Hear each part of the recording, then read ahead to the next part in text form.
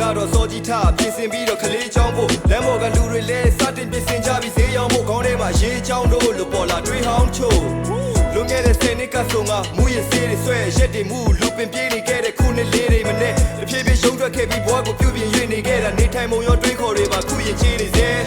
အမစ်စီဖုန်းလမ်းဆက်တတိယတွေပြောမိဘတွေပေါ်တံမိုးထားလို့ပွင့်လဲတာပြုံးပန်းတည့်အထိတ်ကမုန်းတွေအားလုံးခန်းရက်ရှေ့ဆက်မဲ့သုံးနန်းတက်မဲ့သမီးတွေလုံးပန်းလျက်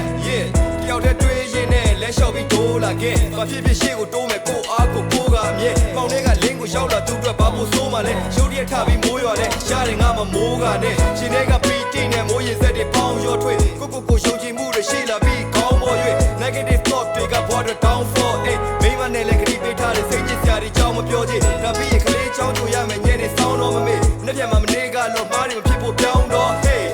ငါတို့တော့ဒီနေ့ကကောင်းတော့နေ Mr. Luffy တိုင်းငါ့ကိုပြောပါဟောင်းပြောတယ်